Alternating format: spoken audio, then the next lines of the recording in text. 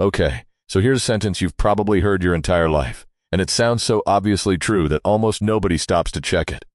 If you don't let your anger out, it builds up inside you until eventually you explode. You've heard it from a parent, maybe from a coach as well, or a therapist on television, or a friend handing you a pillow and telling you to scream into it. Let it out. Get it off your chest. And look, the reason nobody really checks it is that it doesn't feel like a claim at all. It feels like physics. Anger goes in, pressure builds, and pressure has to go somewhere eventually. Simple. Except your anger is not a kettle. It has no volume, it isn't steam, and there is no little valve on the side of your head quietly hissing away while you sit in traffic. That whole picture, the build-up, the pressure, the explosion, honestly just came from a metaphor. One metaphor, written down by people who had never run a single experiment on an angry person, and it has been quietly running your emotional life ever since. So today we're doing an autopsy on it. We're going to look at where the pressure cooker idea actually came from, what happened basically every time somebody tried to test it in a lab, and what your brain is genuinely doing when you're furious in a parking lot at 4 in the afternoon. So, let's start with a Greek guy at the theater. The word catharsis comes from the Greek katharsis, which just means a cleansing or a purging. The first time anybody wrote it down in a way we still talk about was Aristotle in the Poetics, and he was making a point about tragic plays. Watching a hero suffer on stage, he said, gives the audience a kind of emotional release from feelings like pity and fear. Now sit with what he was actually describing there. He's talking about people sitting still in a theater, feeling sad and a little scared, then going home lighter. He is really not talking about hitting anything. There's no pillow. There's no bag hanging from a ceiling with your boss's face taped to it. So that's the first thing that got lost, honestly, right at the start. The second thing happened about 2,000 years later. In 1895, Sigmund Freud and his colleague Joseph Breuer published their work on what they called the cathartic method. And the idea was that repressed memories cause psychological symptoms, and that talking through those memories could release the trapped emotional energy. Energy, okay, that's really the word to watch here. Energy is a physics word. It's a thing with a quantity, a thing that gets conserved, a thing that has to go somewhere. And once you've described a feeling as energy, you have accidentally described a container. Once you've got a container, you've got pressure. What grew out of that is what psychologists now call the hydraulic model of anger. Hydraulic, by the way, just literally means water-related, which tells you a lot about how this was being pictured. Frustration leads to anger. Anger builds up inside you like pressure inside a sealed container. And if it doesn't get released, it eventually bursts out as rage. And okay, think about when this was being written. The late 1800s. These men were surrounded by boilers, steam engines, pressure gauges, pipes that genuinely would burst if you didn't manage them properly. When you're trying to explain something invisible, you reach for whatever is loud and impressive in the room, and what was loud and impressive in 1895 was industrial machinery. So the mind became a machine with a valve, which is honestly a very 1895 thing for the mind to become. Konrad Lorenz later took the idea further and treated aggression as a drive, like hunger or thirst, something that fills up whether you want it to or not. He wrote about a furious man who hits a table instead of the other man's jaw, because the anger, like pressure inside a volcano, demands an outlet. And honestly, I get why this caught on. It's a genuinely beautiful piece of writing. It's just not a finding, because notice what actually happened in that chain. We went from an observation about Greek theater, to a metaphor about plumbing, to a volcano, to a confident statement about what's going on inside your skull, and at no point did anybody in that story measure a single angry person. Here's where it gets interesting. In 2002, a psychologist named Brad Bushman decided to just, check. He got 600 college students, 200 in each group, and he made them angry the way researchers make people angry, which is that he had them write an essay and then handed it to somebody who tore it apart. Brutally. On purpose. Then he just split them up. The first group got a punching bag, and while they hit it, they were told to think about the person who had trashed their essay. Hit the bag, picture the face. Which is catharsis exactly as your pillow-screaming friend describes it. The second group also got the punching bag, but they were told to think about getting physically fit while they hit it. Same arms, same bag, but a genuinely different thing happening upstairs. And the third group got nothing at all. They just sat there, no bag. No release, no valve. Then everybody got a chance to blast the person who insulted them with loud, unpleasant noise, as loud and as long as they wanted. which is how you measure aggression in a lab without anyone actually getting hurt. So, according to the kettle model, that first group should have walked out of the building as the calmest people in it. They vented. They let it out. The steam supposedly was released. They were the angriest. They were also, by a clear margin, the most aggressive. And the group that sat there doing absolutely nothing came out the calmest and the least aggressive of all three. There's a footnote in that paper that I think about more often than I'd like to admit. One man in the punching bag group got so angry while he was hitting the bag that he punched a hole in the laboratory wall. The bag was right there. He had options. That's the thing that sticks, honestly. Now you could look at one study and shrug, and that's fair. Except there's another one from a few years earlier, and it's arguably worse for the kettle. Bushman, working with Roy Baumeister and Angela Stack, had people read a message telling them that venting works, that hitting something really does drain the anger out of you, and then handed them a punching bag. Those people were more aggressive afterwards, not less. So believing in the valve made people reach for the valve, and reaching for the valve made things worse, which means the metaphor isn't a harmless little description sitting quietly in the background. It's an instruction, and people follow it, but that's only half the story. In 2024, Sophie Kjarvik and Brad Bushman published a meta-analysis in Clinical Psychology Review, which is basically the scientific version of adding up everything anybody has ever found on a question. 154 studies, 10,189 participants, different ages, different countries, labs and real-world settings, group sessions and solo ones. They sorted anger strategies into two piles. Things that turn your physiological arousal up, like hitting a bag, jogging, cycling, swimming, and things that turn arousal down, like slow breathing, mindfulness, muscle relaxation, slow yoga, or simply taking a time out.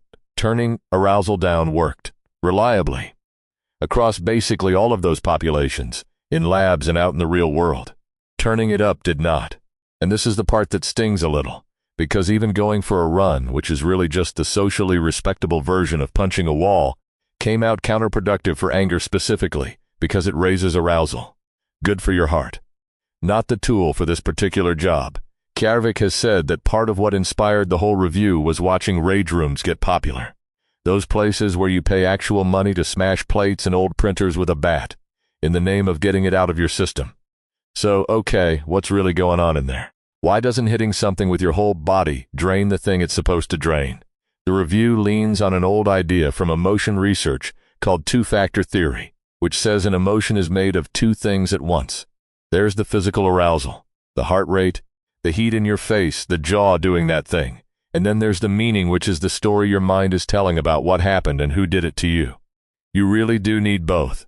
Arousal without a story is just coffee. So picture the punching bag again. Every swing pushes your heart rate up, which is the arousal climbing, and the entire time you are rehearsing the story, picturing the face, replaying the insult, reminding yourself exactly why this person deserves it. Both dials cranked at the same time. For as long as you keep swinging, your anger isn't a pressure problem. It's a meaning problem, and that, honestly, is why every piece of advice built on the kettle keeps failing in the same way. Punch a pillow, and you rehearse. Go for a run while you fume about the meeting, and you rehearse with better cardio. Type out the angry post and hit send, and you rehearse in front of an audience. That last one has actually been looked at directly. A team led by Ryan Martin studied people who use rant sites, which are places built specifically for anonymous, furious posting. People reported feeling more relaxed right after they posted, which is the part everyone remembers. But overall, the heavy users were angrier in general, and both reading other people's rants and writing your own were linked to mood shifting in the wrong direction. Okay, let's pause, because I really don't want to overshoot this. None of this means you should never talk about being angry. Talking seems to help when it's actually going somewhere, when you're working out what happened or what to do next. It backfires when it's just rehearsal with a witness. What seems to matter is whether the story is moving somewhere, or going around in circles with better lighting, and I'd rather be honest about the edges of the research here than sound more certain than I am. Physical activity is messier than the headline makes it sound, and the clean signal from that review is about arousal, not about movement being bad for you. Look, exercise is good for approximately everything. It just isn't a drain plug. So if the evidence has been this consistent for this long, why does absolutely everybody still believe in the kettle? Which is that the relief is real. This is the part I find genuinely fascinating. When you slam the door, when you scream in the car, when you smash the plate, something does happen. You get a spike and then a drop. There's the physical satisfaction of a big movement, and there's the feeling of doing something instead of sitting there helpless. For about 90 seconds, it kind of works, and then the cost shows up later. 2 hours later, you're still tense. That evening, you're honestly a bit shorter with somebody who didn't deserve it, and nobody ever connects that back to the plate. The bill just arrives, quietly, without a receipt. And okay, there's one more thing keeping this alive, and it's kind of a tender one. The advice gets handed to you by people who love you. Your mom says, let it out. Your friend says you need to scream about it. And the advice sounds so warm, so permission-giving, that turning it down feels a little cold, like you're choosing to be repressed on purpose. Nobody wants to be the person in the room saying, well, actually, the meta-analysis suggests we sit here and breathe. I get it. It's a worse party trick. It just happens to be the one that works.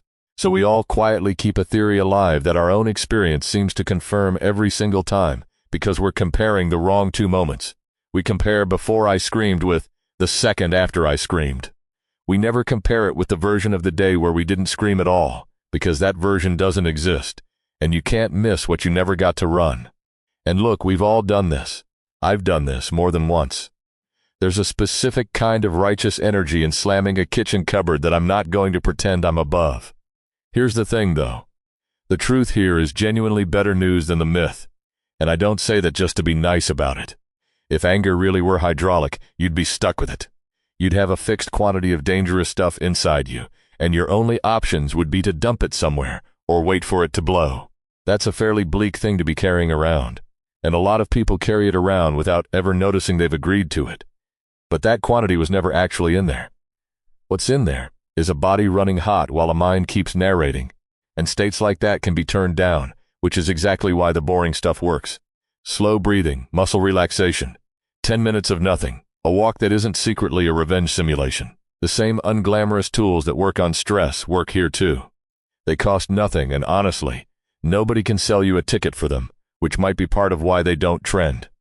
Which also means the winning strategy in that 2002 study, the one that beat the punching bag, was sitting quietly in a room doing nothing whatsoever.